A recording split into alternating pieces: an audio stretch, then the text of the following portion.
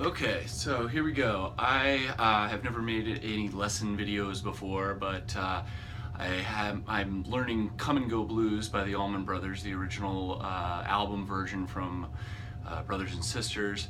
And as I often do when I get lazy, I was looking online trying to find something, a good transcription to get me started. And I couldn't really find anything. I couldn't find anything that wasn't for the solo acoustic Gregg Allman version, or if it was for the album version, it was rather incomplete, lacking the kind of the break in the middle. So I thought and some of the chords and the voicings that were provided just to me weren't right. So whether or not this is 100% right or not, I think it's pretty close. And in the interest of time, I'm not going to really break down too much of what's going on here, but rather just kind of show the chords, show the licks, and if anybody would like more information about it, then they're welcome to drop me a note in the comments and I'll get back to you. So anyway, if you're doing it solo acoustic, there's a couple of things that you need to do, I feel, that you wouldn't need to do with a band. So I play it in a band and I don't do the kind of intro licks. The piano handles it, and but those would be something like this. Oop. So that's just that walk down on the B string from the 6th fret to the 3rd, 6, 5, 3, then onto the G string. You have the 3rd fret, 2nd, and then G on the E string, low E string, 3rd fret. So generally though, when I play it, with the band, the keyboard player handles that part, and so I'm just doing the unison bends at F and G. So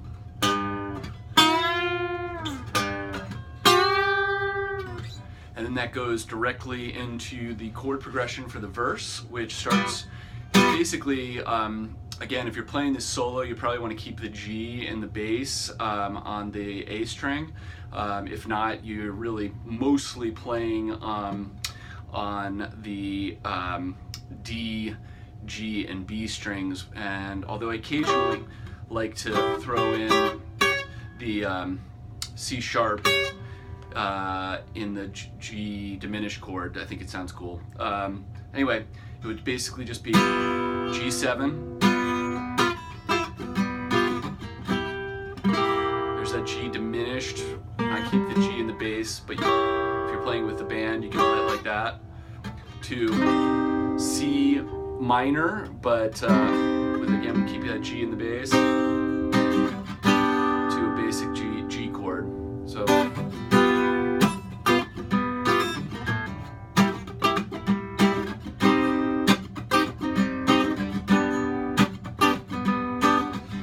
That's basically it, just repeats. Alright, so that leads to the chorus. So you have just a D to F, C, and that leads to the G pentatonic lick, which is and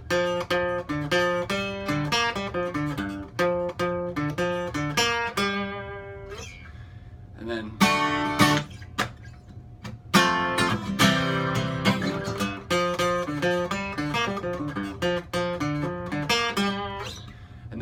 that's it really for the chorus. On the last time, it just slides down to a C. Oh, you got me feeling. F to C, like a fool, and then back to the verse.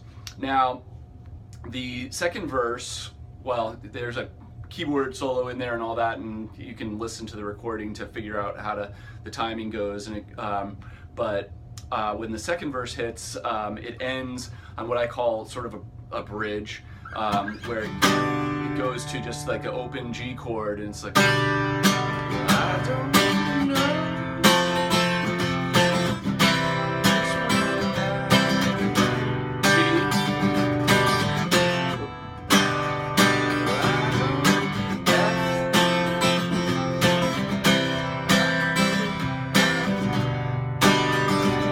So that brings us to the little break. In the first part of the break, it just slides up to a minor third to the A sharp pentatonic, and you have a very similar riff to the G minor pentatonic riff that you do in the chorus. It just has a little slight change at the end. That's the same. And that's really it. So that just repeats.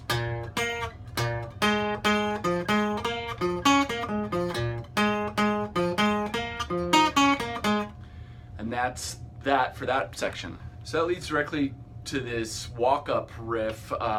So you're coming out of the...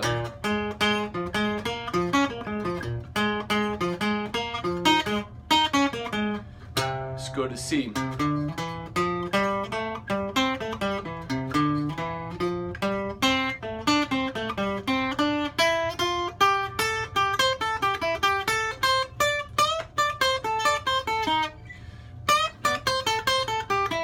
And then that kind of resolves after the you get up to that lick, walks up to the D minor pentatonic short, D major pentatonic short jam. You basically then just resolve. It comes, you know, kind of to a halt with the G, and then the guitar plays the F up here. And then there you get this little lick of the hammer on. And it's basically this same chord, same F chord. So you hammer it on and pull it off, and then to the C, and back. So I hope that's helpful for anybody that's struggling with this tune. Again, I just wanted to put this out there, but I don't really have, I haven't put tab out or anything like that. So hopefully this is helpful, and yeah, that's it.